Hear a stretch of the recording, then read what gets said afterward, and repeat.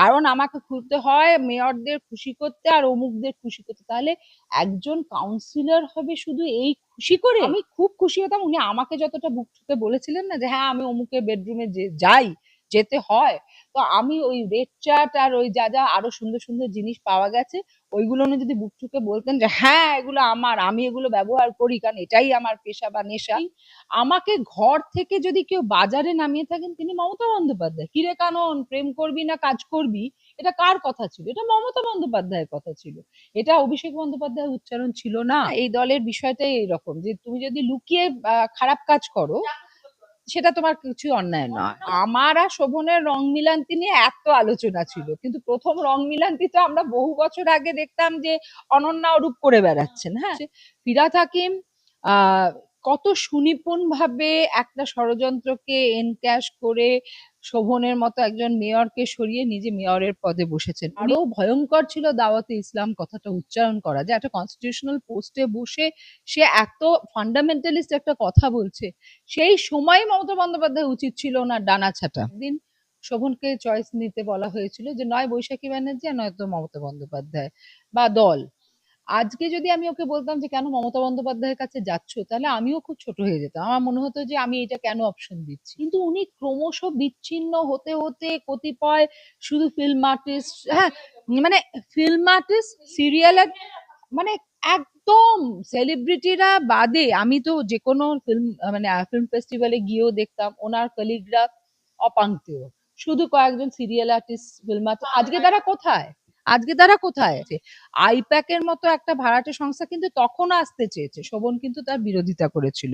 শুভেন্দু অধিকারী মহাশয় সেটার বিরোধিতা করেছিল, কারণ এরা হচ্ছে সমস্ত লড়াকু নেতা, এরা মাটির থেকে উঠে এসছে। এরা কেন একটা ওইরকম কর্পোরেট সংস্থার মতো দল চালাতে চাইবে? আমাদের কাউন্সিলর পয়সা খাওয়া ছাড়া আর কিচ্ছু করছে না।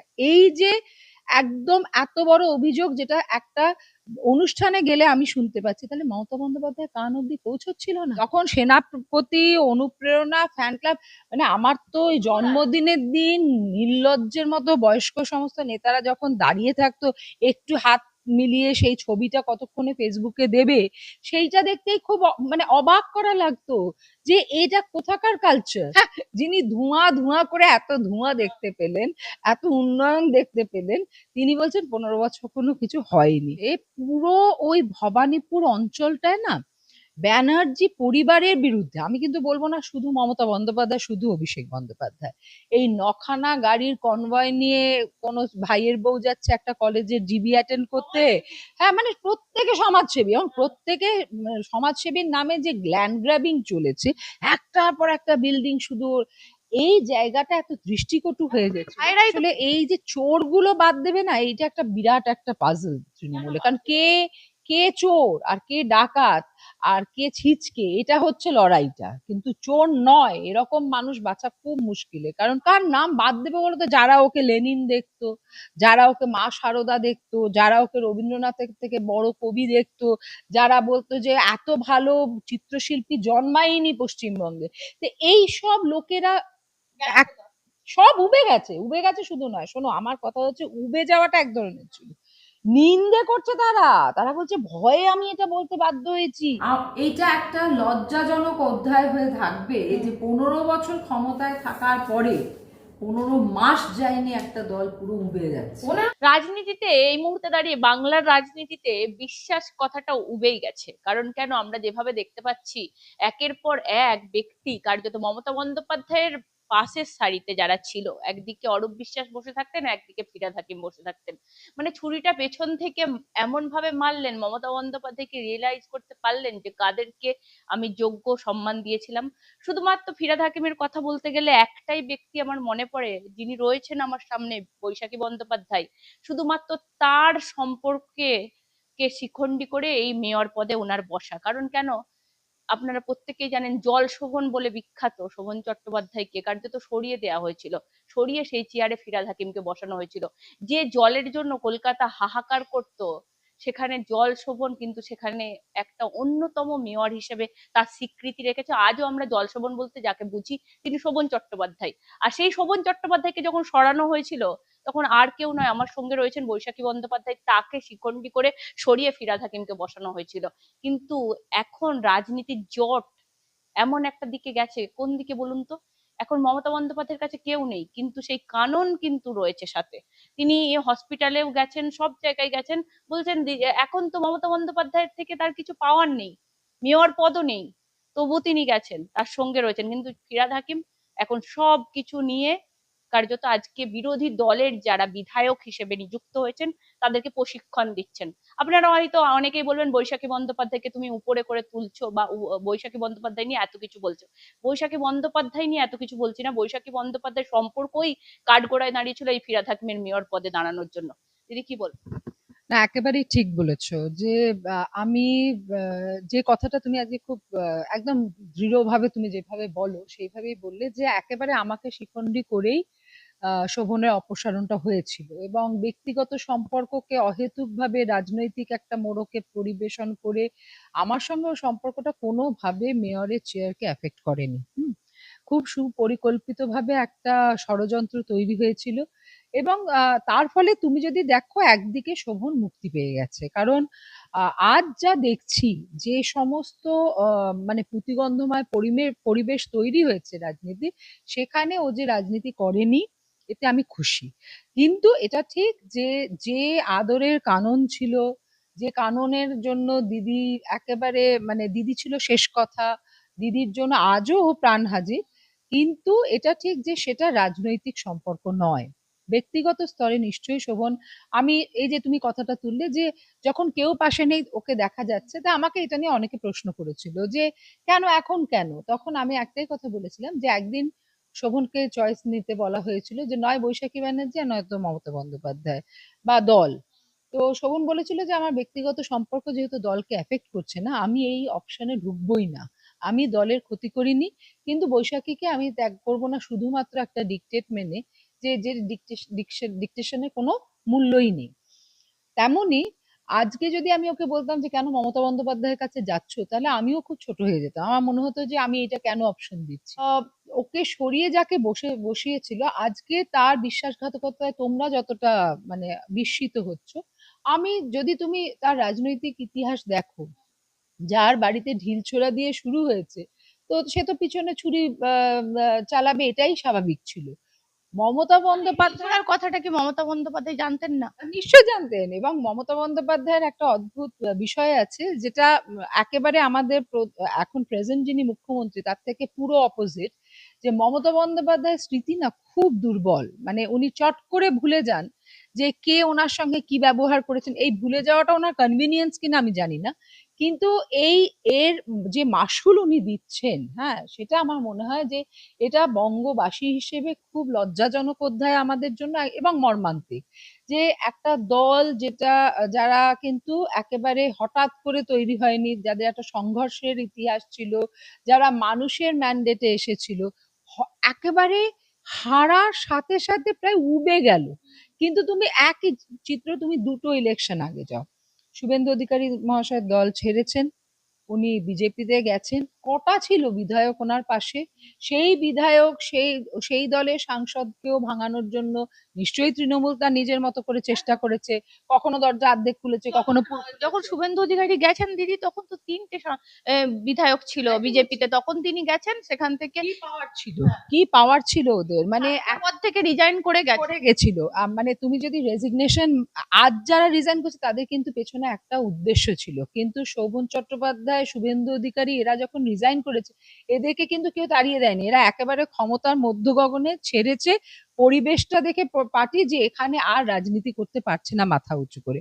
শোভনের সঙ্গে মূল সংঘাতের বিষয়ই ছিল আজকে যেটা তৃণমূলের পতনের কারণ হয়ে দাঁড়ালো, সেটা হচ্ছে সয়েল টেস্টিং। শোভন সবসময় বলতো যে আমরা সয়েল টেস্ট না করলে পরে আমরা বুঝতে পারবো না যে ইলেকশনে আমাদের কি পরিণতি ঘটতে চলেছে।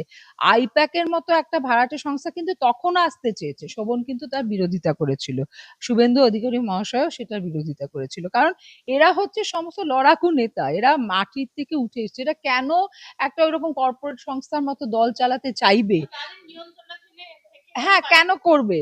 তারা বলে দেবে এই স্ক্রিপ্ট বলুন, এইখান থেকে এই সময়ের মধ্যে মিটিং করতে হবে। এরকম রুটিন দিয়ে তো রাজনীতি চলতে পারে না। মানে যারা রাজনৈতিকভাবে অভিজ্ঞ, যারা নিউ কামার, যারা হয়তো ফিল্ম জগৎ থেকে আসছে, যাদের কোনো ট্রেনিং নেই, তাদের জন্য এরকম একটা ট্রেনিং সেন্টার খুলতো, তার একটা মানে আছে। কিন্তু অভিজ্ঞ রাজনীতিবিদদেরকে অপমান, অযথা ভাবে ছোট করা, তাদের ভেতরে যে পোটেনশিয়াল ছিল সেটাকে পর্যন্ত নষ্ট করে দেয়া হলো। আজ তার পরিণাম ভুগছে।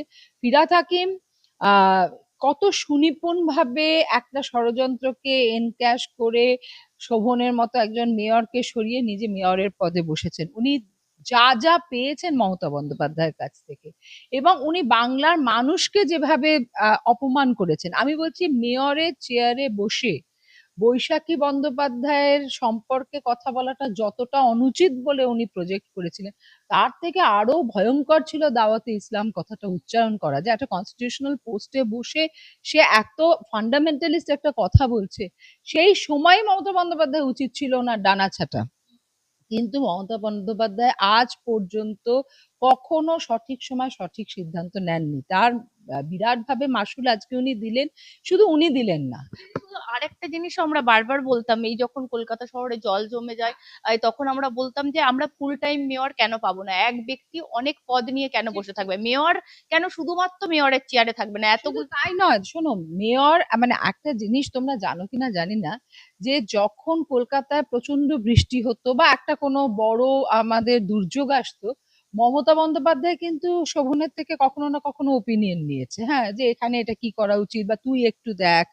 কিন্তু আজ পর্যন্ত যবে থেকে শোভন চলে এসেছে, একজন প্রাক্তন সহকর্মীকে, সে তো দলেরই ছিল, সেই প্রাক্তন সহকর্মীকে একটা বার ফোন করে উনি জানতে চাননি, এত অহমিকা ছিল। এবং সেই অহমিকার মাসুল কারা দিল? কলকাতাবাসী। যে শহরটাকে উজ্জ্বল প্রাণবন্ত করে তুলেছিল শোভন, সেই শহরটা আস্তে আস্তে ধূসর হয়ে গেল। এবং চোখের সামনে আমরা কি দেখলাম? চারিদিকে বড় বড় hoarding, talk to mayor, talk to mayor. একজন টকেটিভ মেয়র পেলাম, পারফর্মার মেয়র পেলাম না। হ্যাঁ, আজ উনি উনি তো আরো আগে ওনার রিজাইন করা উচিত ছিল, যখন উনি বুঝছিলেনই। একে কোনোদিনই ছিল না ওনার, আমি এই কথা বলতে বাধ্য হয়েছি, উনি কোনোদিনই ছিল না। উনি উনি দেখান না যে আজ পর্যন্ত শোভন যে সমস্ত প্রকল্পগুলো শুরু করেছিল, তার বাইরে গিয়ে সেগুলো পর্যন্ত শেষ করতে পারেনি শোভন। আগামী 5 বছর কি করবে তার একটা খতিয়ান ও আগে প্রকাশ করতো। সেইগুলো মিলিয়ে মিলিয়ে ও হেসে আমায় বলে যে দেখো এগুলো আজও পাইপলাইনে রয়ে গেছে, এগুলো শেষ হয়নি। কলকাতার রাস্তা দিয়ে তুমি যখন যাও, তোমার মনে হয় না যে কোন রাস্তা, মানে স্পেশালি তুমি ওইসব বেহালা, পাটুলি, এইসব জায়গা দিয়ে যখন যাবে, তোমার গাড়ি প্রায় নৌকোর মতো চলবে। মানুষ এগুলো দেখে মানে আমি তোমায় বলছি, আজ থেকে দেড় বছর আগে আমি পাটুলিতে একটা অনুষ্ঠানে গেছি। তো যে সেখানে একটি মাল্টি স্টোরিড কমপ্লেক্সে অনুষ্ঠানটা হচ্ছে, প্রত্যেকে একটাই কথা বলছে, নেক্সট টাইম তৃণমূলকে ভোট দেবো না। হ্যাঁ, আমি তখন বললাম যে এটা তো কোনো রাজনৈতিক অনুষ্ঠান নয়, কেন তোমরা বলছো? বলছে আপনি প্রশ্ন করছেন, আপনার ওইটুকু স্ট্রেচ আসতে কতটা সময় লাগলো বলুন তো? আমাদের কাউন্সিলর পয়সা খাওয়া ছাড়া আর কিচ্ছু করছে না। এই যে একদম এত বড় অভিযোগ, যেটা একটা অনুষ্ঠানে গেলে আমি শুনতে পাচ্ছি, তাহলে মমতা বন্দ্যোপাধ্যায় কান অব্দি পৌঁছচ্ছিল না? ওনার এত দুর্বল নেটওয়ার্ক হয়ে গেছিল, মানুষের সঙ্গে ওনার যোগাযোগ এত, লোকে দেখো এত বলছে তো অভিষেক বন্দ্যোপাধ্যায় দায়ী। আমি বলবো যে একটা দল তো কালেকটিভ আইডেন্টিটি, এখানে প্রত্যেকে দায়ী। আজ আমি বিরোধী শিবিরে চলে গেছি মানে আমার গায়ের কলঙ্কটা কিন্তু আমি ধুয়ে ফেলতে পারবো না। কর্পোরেট ব্যাপারটা দায়ী। কেন মেনে নিয়েছে?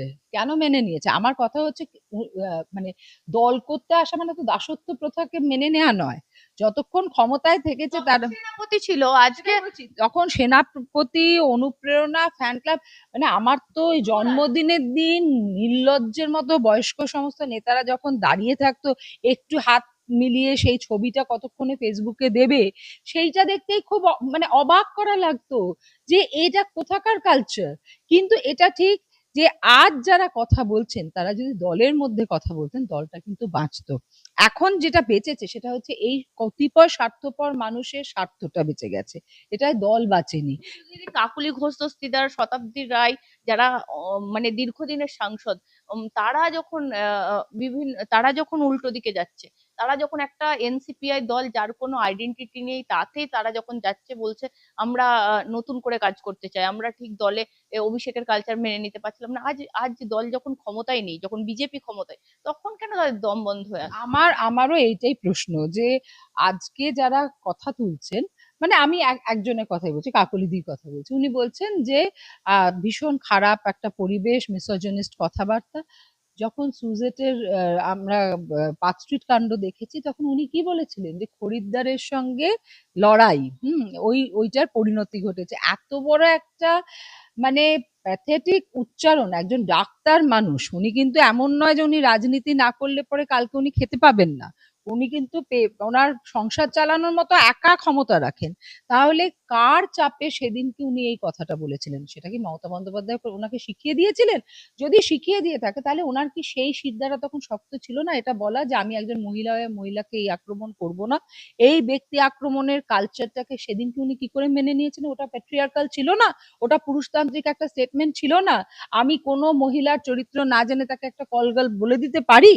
তো আমার কথা হচ্ছে কি জানো তো, সময়ের মানে এমন একটা পরিহাস আছে না, যে আজ যারা এই কথা বলছে তাদেরকে তুমি আমি কেন, সাধারণ মানুষও কিন্তু আর আগামীকাল অ্যাকসেপ্ট করবে না যে এরা একটা চিহ্নে দাঁড়ায় আর একটা চিহ্ন গিয়ে জয়েন করে যায়। শুধুমাত্র কেউ মানুষের কথা চিন্তা করছে না, শুধু হচ্ছে ক্ষমতায় টিকে থাকা। আমার রচনা ব্যানার্জিও চলে গেছে। যিনি ধোঁয়া ধোঁয়া করে এত ধোঁয়া দেখতে পেলেন, এত উন্নয়ন দেখতে পেলেন, তিনি বলছেন 15 বছর কোনো কিছু হয়নি।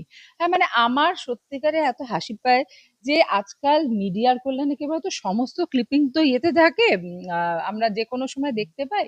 তো ওই জন্য আমার মনে হয় যে মানুষ এত বোকা নয়, জানো। আপনি দেখতে পাচ্ছেন, সবাই দেখতে পাচ্ছে, মমতা বন্দ্যোপাধ্যায়, বৈশাখী দি যাকে আপনি বলেছেন মমতা বন্দ্যোপাধ্যায় খুব ভালো মানুষ, তাহলে তিনি কেন এদেরকে চিনতে না, পারেন? না, আমি ওনাকে খুব ভালো মানুষ হিসেবে একেবারেই বলছি না। আমি বলছি উনি কেমন মানুষ আমি সত্যিই জানি না, ওনাকে আমি ব্যক্তিগত স্তরে চিনিও না। যেটুকু আমি দেখেছি সেটা একেবারে সামাজিক অনুষ্ঠানে, সেই সময় যাকে দেখেছি তার সঙ্গে, আর তার থেকে আমি যা সহ্য করেছি, আমি বলছি যে 2017 সাল থেকে আর আজকে পর্যন্ত। সহ্য করেছেন মমতা ব্যানার্জি? আমি একটা খুব সামান্য কথা বলি যে আমি কি ছিলাম। আমি একটা কলেজের অধ্যাপিকা ছিলাম, আমি দূরদর্শনে উপস্থাপিকা ছিলাম, আমার একটা মিডিয়া জগতে অ্যাকসেপ্টেবিলিটি ছিল, সেখানে আমি রাজনৈতিক বিশ্লেষক হিসেবে যেতাম। 2017 যখন শোভনের সঙ্গে আমার সম্পর্কটা বন্ধুত্বের থেকে একটু বেশি হতে শুরু করে, তখন I made it a point, আমি বলেছিলাম যে শোভন, এটা নিয়ে কিন্তু কোনো লুকোচুরি হবে না। এই নয় যেটা বাদ বাকি নেতা মন্ত্রীরা করে, যে আমাকে রাখি পরাতে যেতে হবে আর তারপর আমি সন্ধ্যেবেলা তোমার সঙ্গে কোনো পার্টিতে যাব, এই জিনিস হবে না। তুমি পরিষ্কার বলবে যে তুমি বিবাহ বিচ্ছিন্ন হতে চলেছো এবং তারপরে আমাদের এই সম্পর্ক গড়ে উঠেছে। এটা তুমি মমতা বন্দ্যোপাধ্যায়কেই বলবে, যাতে এটা কোনো দ্বিতীয় ব্যক্তির কাছ থেকে ওনাকে না শুনতে হয়। এটা শোভন জানিয়েছে। জানানোর সাথে সাথে Baishakhi became a topic of discussion inside Vidhan Sabha, inside cabinet meeting. আমাকে ঘর থেকে যদি কেউ বাজারে নামিয়ে থাকেন, তিনি মমতা বন্দ্যোপাধ্যায়। কিরে কানন, প্রেম করবি না কাজ করবি, এটা কার কথা ছিল? এটা মমতা বন্দ্যোপাধ্যায়ের কথা ছিল। এটা অভিষেক বন্দ্যোপাধ্যায়ের উচ্চারণ ছিল না, এটা মমতা বন্দ্যোপাধ্যায়ের কথা ছিল। এবং সত্যি কথা বলতে, মানে আমার সঙ্গে যে কতটা ইনহিউম্যান ট্রিটমেন্ট করেছে, আমি তোমায় বলি যে যখন যেদিনকে এনকেডি এর চেয়ারম্যান হিসেবে শোভন অ্যাপয়েন্টেড হয়েছে, আমি বাড়ি ফিরছি নিশ্চয়ই একটা আনন্দ নিয়ে, যে ঠিক আছে অনেকদিন পর শোভন মূল স্রোতে একটা কাজের মধ্যে ফিরবে। কারণ শোভনের প্রাইম ইয়ার্স গুলো নষ্ট করেছেন উনি। বাড়ি ফিরে আমি একটা চিঠি পাই অগাস্ট মাসের ডেটে, যেখানে আমাকে বললো যে তোমার সার্ভিস টার্মিনেট করা হলো।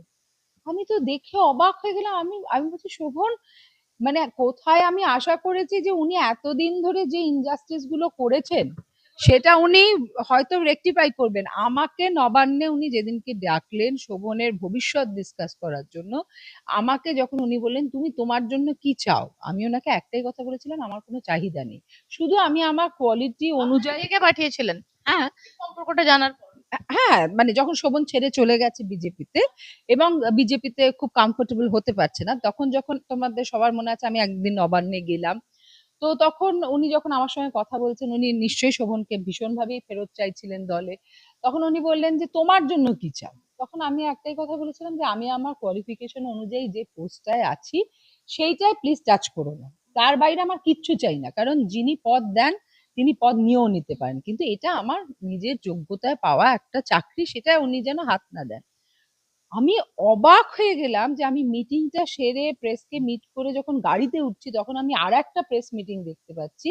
সেইখানে আমি শুনছি যে আমার কলেজ কর্তৃপক্ষ বলছে যে আজ সকালেই মমতা বন্দ্যোপাধ্যায় আমাদের সঙ্গে মিট করে বলেছে যে আমি বৈশাখীকে তাড়াবই, শুধু পঞ্চায়েত ভোটটা হতে দাও, তারপরে আমি কানুন পঞ্চায়েত ভোটে খেলে দিতে পারে, এখন একটু ওকে গুড হিউমারে রাখবো, তারপরেই বৈশাখীকে তাড়াবো। আমি না, মানে এই এই বিশ্বাসঘাতকতা, এই দ্বিচারিতাটা না আমি নিতে পারিনি। আমি তখন শোভনকে বললাম যে এক্স্যাক্টলি কি হতে চলেছে। উনি যে আমাকে ডাকলেন, আমি তখনও চাকরি করছি, আমি কিন্তু তখন আমার কাছে বিন্দু বিসর্গ আমি জানি না যে কাল আমি চলে যেতে হবে আমাকে। একদম সেটাই হলো যে যেদিনকে আমার আহ, পঞ্চায়েত ভোট শেষ হলো, তারপরে আমি এত বছর ধরে কোর্টে কোর্টে শুধু ছুটতে হয়েছে, কখনো আমাকে আরএসএস দাগিয়ে দিয়েছে, ভিএইচপি দাগিয়ে দিয়েছে, বলেছে রক্তের বন্যা বইয়ে দেবো, ওকে তাড়াতে হবে। কখনো সিপিএম যখন ছিল আমাকে তৃণমূল দেখেছে, তৃণমূল এসে আমাকে আরএসএস দেখেছে। কোনো না কোনো অছিলায় আমাকে মিলিয়া আমিন থেকে তাড়ানোটা ছিল উদ্দেশ্য, এবং তার একটা প্রধান উদ্দেশ্য হচ্ছে কলেজের ভেতরে ঘটতে থাকা যে অনিয়মগুলো বেনিয়মগুলোর বিরুদ্ধে আমি প্রতিবাদ করতাম, সেইটাকে চুপ করিয়ে দেওয়া। এবং সেটা সব সব রেজিম চেয়েছে। সেখানে আমি একটা জিনিস দেখতাম যে বাম জমানায় যেটা ছিল, যে যে কতিপয় লোক এই কলেজ কর্তৃপক্ষ মানে হিসেবে বসেছিল, তাদের বিরুদ্ধে কিন্তু আমার একটা অভিযোগ জানানোর জায়গা ছিল, এবং সেটা স্বয়ং মুখ্যমন্ত্রী বুদ্ধদেব ভট্টাচার্যকে যখন বলেছে, উনি কিন্তু একদিনের মধ্যে রেমেডি দেওয়ার চেষ্টা করেছে। যেই মানে বাম জমানার অবসান ঘটলো এবং আমরা শুনলাম যে রাজনীতি মুক্ত শিক্ষাঙ্গন হবে, তখন রাজনীতি এত গভীরভাবে প্রবেশ করে গেল যে একজন আর আরেকজন, মানে সুলতান আহমেদ আসছেন, তো আরেকজন আসছেন, তো ববি হাকিম আসছেন, প্রত্যেকেরই দাবি হচ্ছে অনৈতিক কাজকে নৈতিক করা। আমি তোমায় বলি যে যখন সুলতান আহমেদ মারা গেছেন, আমাদের কলেজ কর্তৃপক্ষ চেয়েছিল শোভনকে প্রেসিডেন্ট করতে। আমি তখন বললাম না, আমি আছি এখানে, তুমি প্রেসিডেন্ট হিসেবে আসবে না। তখন ও বললো যে আমার বড় দাদা, হ্যাঁ, ববি হাকিম তোমার কলেজের প্রেসিডেন্ট হবে। তো আমি বললাম আচ্ছা তুমি ওনাকে বড় দাদা বলো, উনি তোমাকে সত্যি ছোট ভাই হিসেবে ট্রিট করেন? কারণ আমি তো তখন ওনার বিভিন্ন কাণ্ড কারখানা দেখে বুঝতে পারছি যে কনস্পিরেসিটা তখন অলরেডি সলতে পাকাতে শুরু করেছে। তো আমি বললাম যে আচ্ছা ঠিক আছে, উনি আসবেন, আমি ওনাকে সুন্দর একটা ওয়ার্ম ওয়েলকাম দিলাম। ওনার এসেই প্রথম দাবি হলো যে আমাকে একজনকে ব্যাকডেটে রিলিজ লেটার দিতে হবে, কারণ উনি অলরেডি কলকাতা বিশ্ববিদ্যালয়ে জয়েন করে গেছেন একেবারে বেআইনি পথে। সেই কাজটা আমাকে করে দিতে হবে, কারণ উনি প্রেসিডেন্ট, উনি বলছেন। তখন আমি বললাম যে আপনি তো আমাকে লিখিত দিলেও আমি করব না, কারণ আমি আজ পর্যন্ত কোনো অনৈতিক কাজ করিনি। সে ববি হাকিম বলুন আর যে বলুক, আমি করব না। উনি যখন ভোট নিলেন, ওইখানে কিন্তু ওনার কাউন্সিলররাও প্রেজেন্ট ছিল, সবার ভোটে উনি হারলেন। সেই যে উনি গেলেন আমার কলেজ থেকে, আর কোনোদিনও আর ফিরলেন না, হ্যাঁ, মানে এত মুখ পুড়েছিল না। কিন্তু এই শোভনের কৃপায় আমার যে কলেজে ববি হাকিম ঢুকলো না, ওই ববি হাকিমের ঢোকার আমার প্রস্থান, মহাপ্রস্থানটা একই সঙ্গে তৈরি হয়ে গেল। উনি সেই থেকে ঠিক করলেন কি করে বৈশাখীকে শেষ করবে, কে করবে। আলটিমেটলি যখন আমি বিজেপিতে গেলাম, তখন উনি বললেন বৈশাখীকে উখাড়কে ফেক দেंगे। ব্যাস উনি সেটাই করলেন। কিন্তু আমার কথা হচ্ছে, আমি রাজনৈতিকভাবে বিজেপি করি, আমি তৃণমূল করে, আমি যদি ক্লাস নিই, আমি যদি আমার পারফরমেন্স এফেক্ট না করে, তাহলে তোমার কি অধিকার আছে? আপনি ভাবুন তো, ববি হাকিমের বাই ওয়ান গেট ওয়ান এরকমও বলা প্রচুর, ওগুলো তো মানে যা ট্রোলিং এর ভাষা, বাই ওয়ান গেট ওয়ান, ও পদ চাইছে, এ পদ চাইছে, মানে যে কারণে তুমি দেখেছো যে এটা আবার হতো, এই যে এনকেডিএ শুরু হলো না, সে তখনও হতো। তখন আমি যেটা ঠিক করলাম যে আর যাতে একেবারেই না হতে পারে, শোভনের আমি ছায়া মারাতাম না। যে প্রথম কথা, ওকে এই এনকেডিএ তে ঢুকিয়ে দিয়ে একেবারে রাজনৈতিক জায়গা থেকে বার করে একটা বিউরোক্র্যাটে পরিণত করাটা আমার কাছে খুব হাস্যকর মনে হয়েছিল। যে যে যে সাউথ 24 আমি বুঝতে পারছিলাম যে মাটি হারাচ্ছে তৃণমূল, যে কলকাতা শহরে একেবারে পুঞ্জীভূত ক্ষোভ গড়ে উঠছিল, সেখানে আমি অবাক হয়ে গেলাম যে শোভনকে ব্যবহারই করলেন না, হ্যাঁ। এবং সেটা মানে পুরো কি বুঝতে পারছিল? একদম বোঝা যাচ্ছিল, একদম বোঝা যাচ্ছিল। এই কারণে, কারণ যারা ওখানে তৃণমূলের হয়ে কাজ করছিল, আমাদের যোগাযোগ তো সবার সঙ্গে থাকে, তারা বলতে শুরু করলো যে দুটো জিনিস বিজেপি এখানে খুব বুদ্ধি করেছে। এক হচ্ছে শুভেন্দু মহাশয়কে দাঁড় করিয়েছেন। আগে যারা দাঁড়াতেন তাদের সম্পর্কে মানুষের বিশ্বাস আর রেসপেক্ট দুয়েরই অভাব হয়ে যেত, হ্যাঁ, কারণ হয়তো এমন নাম যে নামটা মমতা বন্দ্যোপাধ্যায়ের কাছে খুব হালকা, ছাপাতে পারছে না। দ্বিতীয়ত হচ্ছে পুরো ওই ভবানীপুর অঞ্চলটায় না ব্যানার্জি পরিবারের বিরুদ্ধে, আমি কিন্তু বলবো না শুধু মমতা বন্দ্যোপাধ্যায়, শুধু অভিষেক বন্দ্যোপাধ্যায়, এই নখানা গাড়ির কনভয় নিয়ে কোনো ভাইয়ের বউ যাচ্ছে একটা কলেজের জিবি অ্যাটেন্ড করতে, হ্যাঁ মানে প্রত্যেকে সমাজসেবী, এবং প্রত্যেকে সমাজসেবীর নামে যে ল্যান্ড গ্র্যাবিং চলেছে, একটার পর একটা বিল্ডিং শুধু, এই জায়গাটা এত দৃষ্টিকটু হয়ে গেছে। ভাইরাই তো পাল্টি হয়ে গেছে, বৌদিও পাল্টি। সবাই বদলে গেছে, এবং আমি শুধু ভাবি ওনার পরিণতি যে কত একলা হয়ে গেছেন নিজের ঘরে, যে নিজের ভাইয়ের বউদের উপর ওনার কন্ট্রোল নেই, নিজের ভাইয়ের উপর কন্ট্রোল নেই। যে ভাইয়ের সঙ্গে ওনার যে ভাই এখন এত কথা বলছেন তার সঙ্গে তো ওনার বিরোধিতা অনেক আগে শুরু হয়েছে, এবং আমি বলছি যে তখনই যদি উনি একটা সিদ্ধান্ত নিতেন আজ কিন্তু এতটা মুখ পুড়তো না। আমার আমার অবাক লেগেছে দিদি পরিবারটা বড় হয়ে যাচ্ছিল মমতা একদম, ব্যানার্জি। মানে আমি শোভনের কাছে শুনেছি যে যখন দিদিমণির মা বেঁচে ছিলেন তখন শোভনরা বলতো যে তোমার মেয়ে হয়তো, কিন্তু উনি হচ্ছেন আমাদের দলের সবচেয়ে বড় সম্পদ। ওনার কাছে দলটাই ছিল ওনার পরিবার, হ্যাঁ, কিন্তু এখন পরিবারটা দলে পরিণত হয়েছে, এবং সেখান থেকেই কিন্তু মানুষের ক্ষোভ। যারা দীর্ঘদিনের কর্মী তারা কিন্তু মমতা বন্দ্যোপাধ্যায়কে খুব ভালোবাসে, এবং সেই ভালোবাসাটা ঘরের মেয়ের মতো, বড় দিদির মতো, মায়ের মতো, বোনের মতো, এই ফিলিংসটা কিন্তু ছিল। সেই ফিলিংসটাকে একেবারে দুর্মুষ করে দেয়া হলো। তুমি যদি দেখো, আমরা এখন আইপ্যাককে দোষ দিচ্ছি তো, কিন্তু ওনার যে অফিসটা ছিল যেখানে আমি যখন 2017 সালের আগে 2015 সালে যখন আমাদের কলেজে গন্ডগোল হয়েছে তখন পর্যন্ত কিন্তু মুকুল রায় যখন বিজেপিতে যাননি, উনি ওই অফিসটাকে কিন্তু খুব সচল ভাবে ক্যারি অন করতেন, মানুষের দুঃখ সুখ জানাবার একটা, যেটা আজকে শুভেন্দু অধিকারী মহাশয় এই যে জনতার দরবারটা করছে না, এই জনতার দরবারের মতো একটা কনসেপ্ট আমি বারবার শোভনকে বলতাম যে কেন দিদিমণি এরকম একটা করেন না, এটা করলে পরে তো, কারণ আমার মনে আছে যে first emotional bonding with Mamata Banerjee আমাদের হয়েছিল কবে, যখন উনি ভিড়ের মধ্যে থেকে হেঁটে গিয়ে শপথ নিলেন, মনে হয়েছিল ওই ভিড়েরই একজন মানুষ আমাদের মুখ্যমন্ত্রী হলেন। কিন্তু উনি ক্রমশ বিচ্ছিন্ন হতে হতে কতিপয় শুধু ফিল্ম আর্টিস্ট, হ্যাঁ মানে ফিল্ম আর্টিস্ট, সিরিয়াল, মানে একদম সেলিব্রিটিরা বাদে, আমি তো যে কোনো ফিল্ম মানে ফিল্ম ফেস্টিভ্যালে গিয়েও দেখতাম ওনার কলিগরা অপাঙ্ক্তেয়, শুধু কয়েকজন সিরিয়াল আর্টিস্ট, ফিল্ম আর্টিস্ট, আজকে তারা কোথায়, আজকে তারা কোথায়, তারাও নেই। আর যারা দলে সে তখন অপমানিত হচ্ছিল তারা আজকে সুযোগ বুঝে, আর্টিস্টদেরকে আবার সিকিউরিটি গার্ডও ছিল। তাদের কি বলছো, তারা মানে এক একজন নামে হয়তো মন্ত্রী টন্ত্রী ছিল, তারা মানে একদম হেঁকে ক্ষমতা জাহির করতো। বাবারে বাবা, আমি তো ওদের দেখে ভাবতাম যে এইসব মহামানবরা, মানে আমাদের পড়াশোনা করাটাই বেকার, আমরা যদি দুটো সিরিয়াল করতাম তার থেকে, তাহলে কিছু স্বীকৃতি সেই সময় পাওয়া মানে যেত। যে একটু কাছে ডেকে একদম কাছের জায়গাগুলো ওনাদের জন্য ছিল। তুমি যদি দেখো, তুমি ভাবো না যে প্রত্যেকটা বড় অনুষ্ঠানে যারা ওনার সঙ্গে থাকতেন তারা ওনার রাজনৈতিক সহকর্মী ছিল।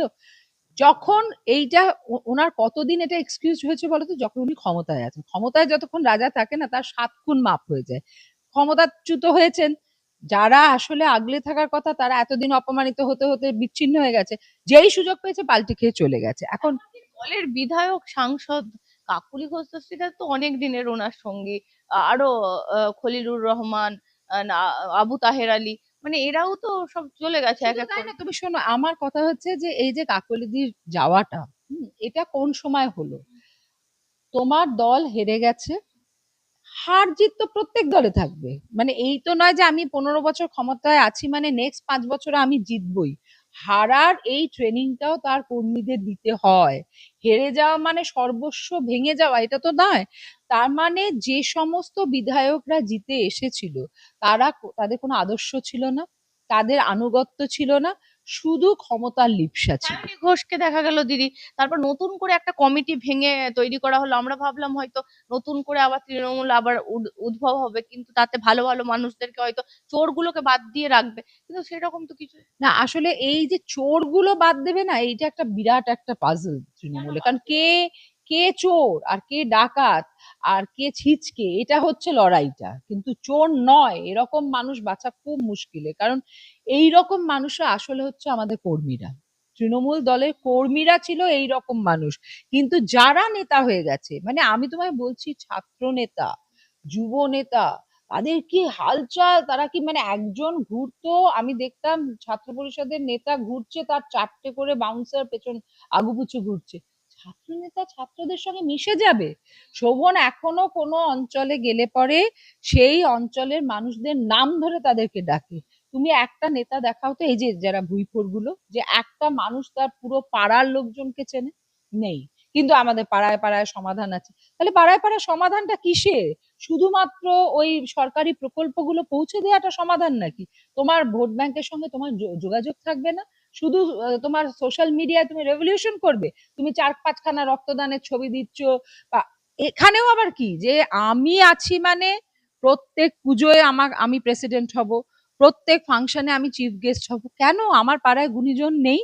তুমি বাম জমানাটা চিন্তা করো, আমাদের পুজোর ইনঅগারেশন তখন হতো না?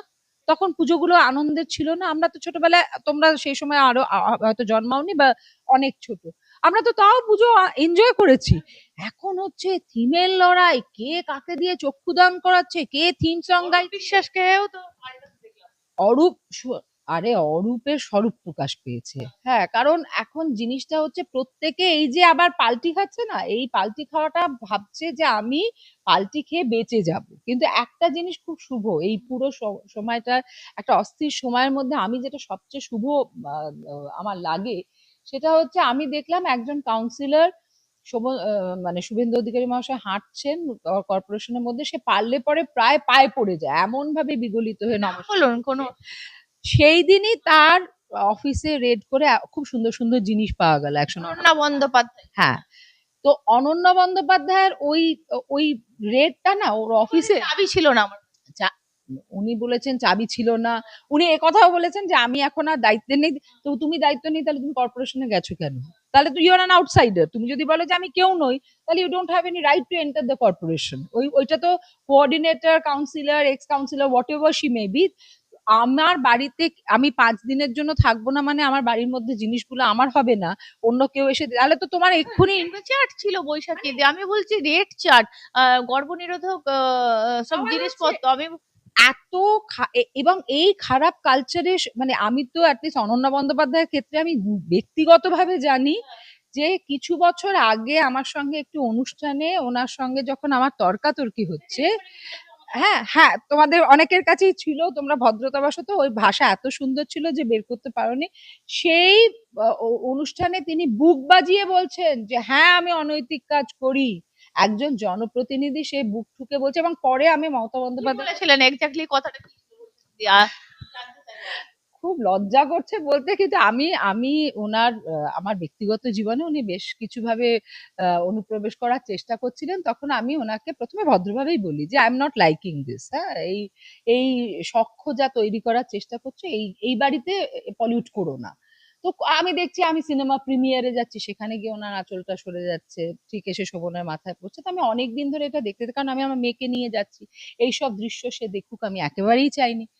এবার একটি মিডিয়ার একটা অনুষ্ঠানে গেছি বাৎসরিক, সেইখানে আমি দেখলাম উনি গেলেন অরূপ বিশ্বাসের সঙ্গে, কিন্তু হঠাৎ করে উনি জায়গা চেঞ্জ করে, এবং শোভনের পাশে আমিও বসে আছি, উনি শোভনের সঙ্গে হঠাৎ করে এমন ভাবে কথা বলতে শুরু করে, সেটা আমার খুব দৃষ্টিকটু লাগে। তখন আমি খুব শান্তভাবে ওনাকে উঠে দাঁড়িয়ে বলি যে লিভ দিস প্লেস। যখন উনি লিভ দিস প্লেস শুনে উনি আমাকে একটা খুব মানে একদম নাস্টি লেভেলের গালাগাল দেয়, যেই এটা দেয় তখন আমার মাথাটা গরম হয়ে গেছে। আমি তখন বললাম যে শোনো অনন্যা, তুমি আমাকে এই কথাটা অ্যাটলিস্ট বলবে না। তুমি কি, তুমি জানো, তুমি জানো তুমি কি কি করেছো শোভনের বাড়িতে ঢুকে? আর এটা শুধু শোভনের সঙ্গে করোনি, এটা তুমি বিভিন্ন লোকের সঙ্গে করার চেষ্টা করেছো, প্রত্যেকে তাদের মতো করে তোমাকে উত্তর দিয়েছে, কাজে তুমি মহিলার চরিত্র কিন্তু কথা বলা। সে তখন বুক ঠুকে বলছে হ্যাঁ, আমাকে I strip of my cloth, যেটা আমি তোমাকে বাংলায় ওনার ভাষায় তো জীবনে বলতে পারবো না, যে হ্যাঁ আমি খুলি, কারণ আমাকে খুলতে হয় মেয়রদের খুশি করতে আর অমুকদের খুশি করতে। তাহলে একজন কাউন্সিলর হবে শুধু এই খুশি করে? আমি তখন মানে বললাম যে আমরা কোন জনপ্রতিনিধিদের কোথায় পাঠাচ্ছি, এবং কি স্যাংটিটি একটা ইনস্টিটিউশনের থেকে যায় যে অত জার্নালিস্টদের মাঝে দাঁড়িয়ে উনি বুক ঠুকিয়ে বলছেন হ্যাঁ করি। আমি তো খুব খুশি হতাম যদি উনি মেয়রদেরকে খুশি করতে হ্যাঁ, মেয়র মন্ত্রীদের খুশি করতে উনি নাকি এরকম করেন, মানে উনি সেটা একদম সর্বসম্মুখে বললেন, এবং আমি ফিরে এসেই সেটা অরূপ বিশ্বাসকে আমি এনকাউন্টার করি। আমি অরূপ বিশ্বাসকে ফোন করি এবং আমি বলি যে নয় আপনার বান্ধবীকে সামলান, আর নয়তো আমি কিন্তু এটাকে আজকে আপনাকে বলছি, এরপরে কিন্তু আমি একদম ফেসবুক লাইভে গিয়ে ওনার সম্পর্কে আমায় বলতে বাধ্য হব, কারণ শি ইজ ডিস্টার্বিং আস। অরূপ বিশ্বাসের সামনে উনি ওই কথা বলছেন? না, অরূপ বিশ্বাস তখন খেতে গেছে। অরূপ বিশ্বাস যেই খেতে গেছেন সেই সুযোগে ও এসে শোভন চ্যাটার্জির সঙ্গে কথা বলা শুরু। এবং এটা শোভন বলে নয়, এটা শোভনের মতো আরো অশোভন আরো অনেক কিছু আছে হ্যাঁ ওনার। আমি খুব খুশি হতাম উনি আমাকে যতটা বুক ঠুকে বলেছিলেন না যে হ্যাঁ আমি অমুকের বেডরুমে যাই, যেতে হয়। তো আমি ওই রেড চার্ট আর ওই যা যা আরো সুন্দর সুন্দর জিনিস পাওয়া গেছে ওইগুলো উনি যদি বুক ঠুকে বলতেন যে হ্যাঁ এগুলো আমার, আমি এগুলো ব্যবহার করি কারণ এটাই আমার পেশা বা নেশা, আমি এটা আমি ওনার থেকে এক্সপেক্ট করেছি। কিন্তু আমি দেখলাম যে বৈশাখী দি, এটা যোগ, মানে এই যে যোগের কথা মিডিয়া বলছে, তার মানে এটা তো অনৈতিক নয়। না না, এইসব তো একদম করে ওনারা 1 লাখ টাকা কার, 2 লাখ টাকা কার, 20 লাখ। এই একটা মানে কাউন্সিলরের অফিসে এই যে ডিউ লেখা আছে, ডিউ 1 লাখ, হ্যাঁ অমুকের সঙ্গে, মানে এরম এক্সটর্শন, এরম অর্গানাইজ এক্সটর্শন হতে পারে তুমি আমায় বলো তো। এবং সেখানে উনি কি বলছেন যে আমার ভীষণ আস্থা আছে মুখ্যমন্ত্রীর উপর, এবং সত্যি কথা বলতে আমারও ভীষণ আস্থা আছে মুখ্যমন্ত্রীর উপর, যে উনি এই সমস্ত এইটাই যদি উনি হাতিবাড়ি দেখো ওটা একটা খুব কদর্য পিস অফ আর্কিটেকচার, হ্যাঁ শুধু ওটার মধ্যে থেকে কি বলতো মানে ইট স্টিংস, হ্যাঁ দেখতে যাই কারণ ওটা আজব, হ্যাঁ মানে আমার পয়সা থাকলে প্রথম প্রশ্ন তো হ্যাঁ আমার মনে আছে। এবং সবচেয়ে মজার বিষয় কি বলতো যে এই হাতিবাড়ি, জাহাজ বাড়ি, এই যে বিভিন্ন বাড়িগুলো ছিল, এগুলো কিরকম বলতো, আমি অনেক চুরি করেছি, আমি রাখার জায়গা পাচ্ছি না, হ্যাঁ এগুলো কিন্তু একটা বাড়িরও ব্যাপার নয়, তুমি বাড়ির মধ্যে তো একটা স্যাংটিটি থাকে, বাড়ির মধ্যে সৌন্দর্যটা কিন্তু স্নিগ্ধতা থাকে, এটা হচ্ছে কদর্য, দেখলেই মানুষ ভাবে যে কি এটা একটা জিনিস, এটা একটা কাউন্সিলর, কাউন্সিলরের ভাতা কত, উনি উনি আমার একটা জিনিস বলো না যে কেন অর্ধেক তুমি এখনো তো এখন স্বরূপ বিশ্বাসের কথা এসছে তো কেন অর্ধেক লোক ওনাকে কাস্ট করতে বাধ্য হতো তাদের সিনেমায়, সেই গল্প সামনে আসবে।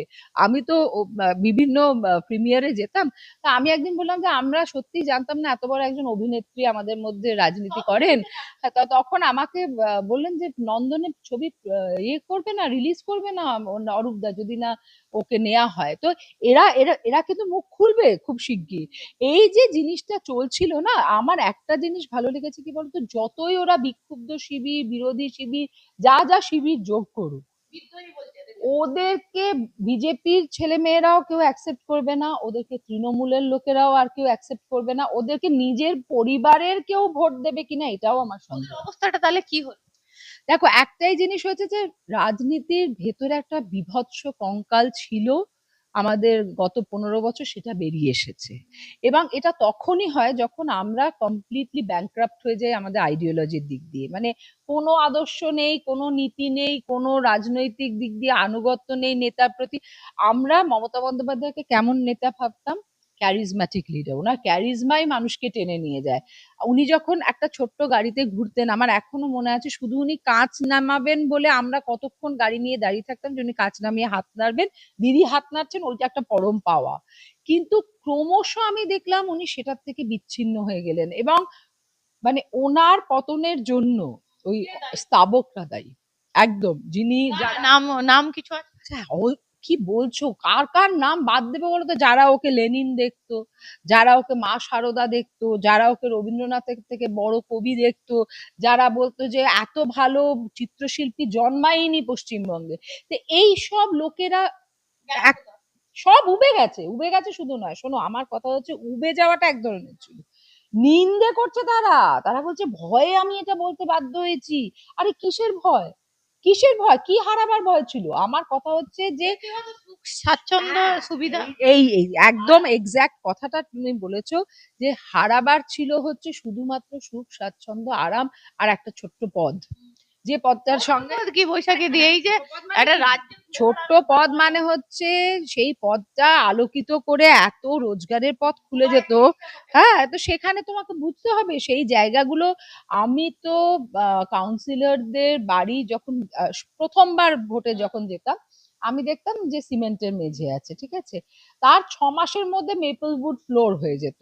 তো আমার খালি মনে হতো যে রাজনীতি যে এত থ্রাইভিং একটা বিজনেস, এটা যদি মানুষ বুঝতে পারতো তাহলে শুধু রাজনীতিই করতো লোকে, আর কোনো পেশার দিকে লোকে যেত না। আমরা কেন ডাক্তার ইঞ্জিনিয়ার বানাই ছেলে মেয়েদের, আমরা প্রথম থেকে শেখাতাম যে ওরে রাজনীতি কর তাহলে তুই কোটিপতি হবি।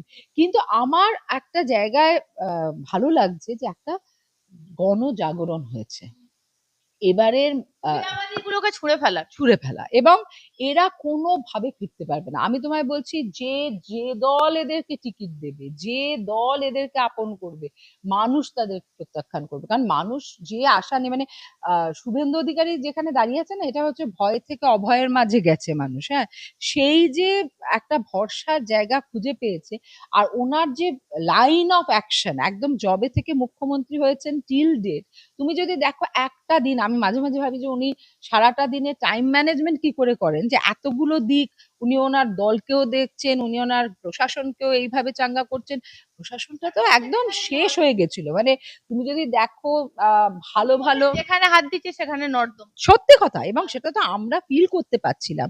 আজকে উনি যতদিন সততার প্রতীক মমতা বন্দ্যোপাধ্যায় মানে এরকম করে ফেললেন কি করে, মানে উনি সততার প্রতীক, আমার মনে হয় এই কথাটা অনেকদিন বলাই বন্ধ করে দিয়েছেন। কারণ যে লাস্ট ইলেকশনে উনি যখন বালুকে বলছেন ও আমার বেস্ট পারফর্মার, আমার কথা হচ্ছে যে ওরা যে যার বিরুদ্ধে চুরির অভিযোগ তাকে আদালত দিক না, যে না ও ক্লিন চিট পেলো, আজকে থেকে ও সৎভাবেই নিজেকে বলতে পারে, যে সদর্পে ঘোষণা করুক যে আমি সৎ। এটা পুরোটা রাজনৈতিক চক্রান্ত ছিল। তার আগে উনি আগে সার্টিফিকেট দিয়ে দেবেন, এবং একটা অদ্ভুত প্রবণতা ছিল জানো, ধরো একটা মোলেস্টেশন হয়েছে রেলওয়ে স্টেশনে, সঙ্গে সঙ্গে বলবে কিছু হয়নি, একটা সামান্য ঘটনা। কেন? উনি তো মুখ্যমন্ত্রী, উনি সেই ঘটনাটাকে বলবেন যে তদন্ত হোক, সত্যি সামনে আসুক। প্রত্যেকটা জিনিসের সঙ্গে কি তাহলে তৃণমূলের লোকেরা যুক্ত ছিল? উনি তো তো ছিল কি, এখন আরজি করে তো খোদ মুখ্যমন্ত্রীর ভাইপো আবেশ বন্দ্যোপাধ্যায়ের কথা যে উঠে মানে এখন যে নামটা উঠে এসেছে, সত্য মিথ্যা আমি জানি না, কিন্তু আহ মানে আমি তো অবাক হয়ে যাচ্ছি যে এত বড় একটা জিনিস লুকিয়েছিল।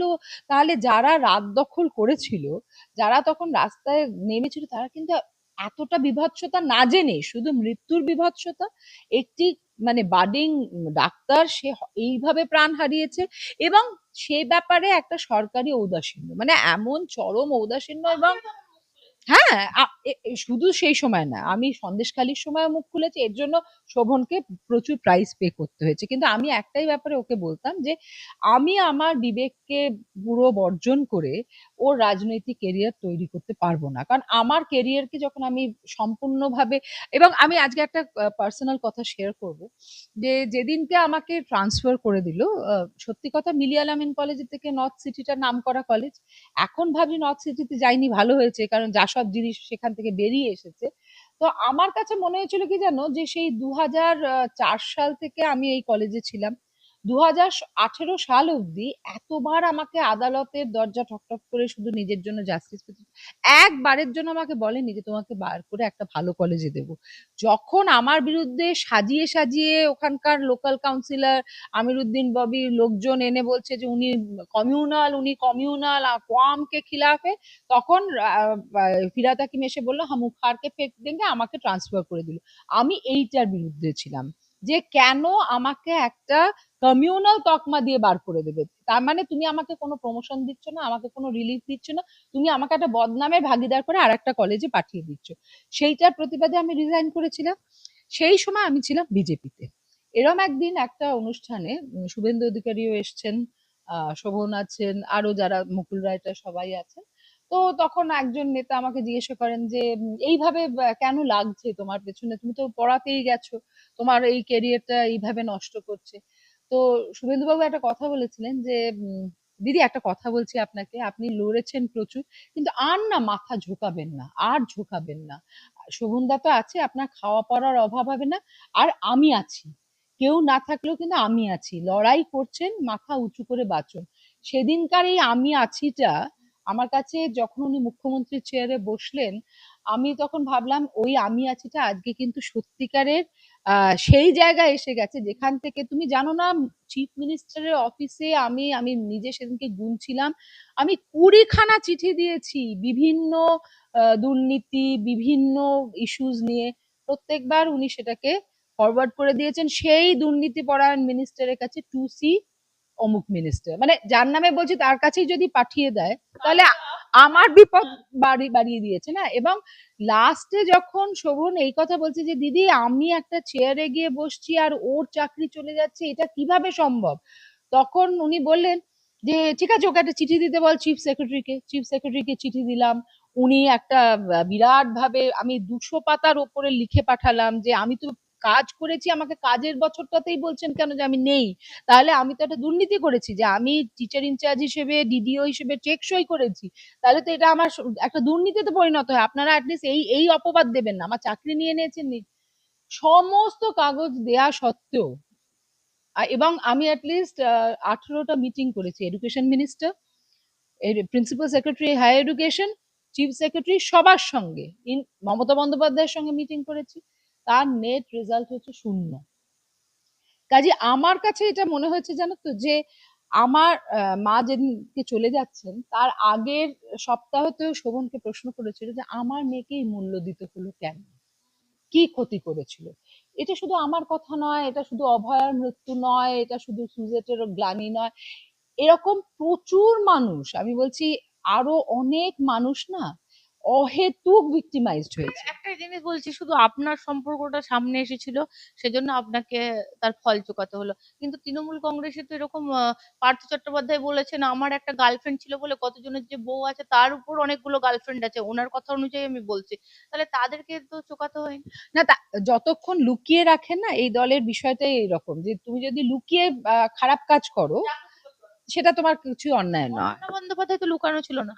এইটাই হচ্ছে ব্যাপার যে আমার আর শোভনের রং মিলান্তি নিয়ে এত আলোচনা ছিল, কিন্তু প্রথম রং মিলান্তি তো আমরা বহু বছর আগে দেখতাম যে অনন্যা অরূপ করে বেড়াচ্ছেন, হ্যাঁ, কিন্তু সব জেনেও কি সুন্দর একটা সুন্দর সাইলেন্স মেনটেন করা ছিল। তুমি আবার বলো না যে লাস্ট যখন পুরসভায় দাঁড়িয়ে অনন্যা বন্দ্যোপাধ্যায় অত খারাপ একটা কথা পোপদের, হ্যাঁ যৌনগন্ধি একটা স্টেটমেন্ট করলো, পোপ সম্পর্কে খ্রিস্টানরা রাস্তায় নেমে এলো, এত প্রোটেস্ট হলো, did Mamata Bandyopadhyay say a word?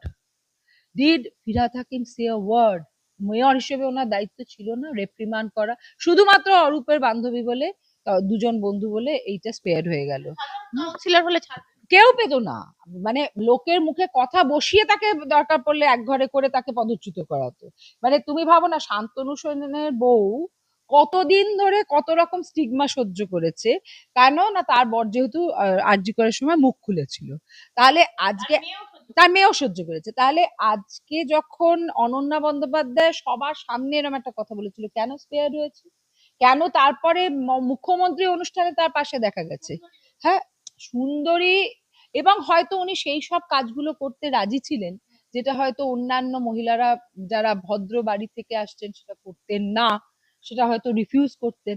আমি তৃণমূল কংগ্রেসের একটা নতুন জিনিস জানলাম, মানে চাকরি চুরি জানতাম, কয়লা চুরি, গরু চুরি, বালি চুরি, আর এই রেড চার্টটা তো অবাক হয়ে গেলাম, মানে মানে এটাও একটা হ্যাঁ মানে আমি রেড চার্টটা দেখে না একটা জিনিস ব্যবসা দেখেছি সোনাগাছিতে, তারা খুল্লা ব্যবসা করে, কিন্তু এই পার্টি অফ আমার রেসপেক্ট আছে। আমি আমি তোমায় বলছি আমি খুব আমি এই একটা ইনস্টিটিউশন নিয়ে যেতে আমি অনেক কাজ করেছি, আমি দেখেছি যে তাদের তাদের তাদের মধ্যে একটা যন্ত্রণা আছে, তারা কেউ স্বেচ্ছায় লোভের জন্য এই কাজটা করে না।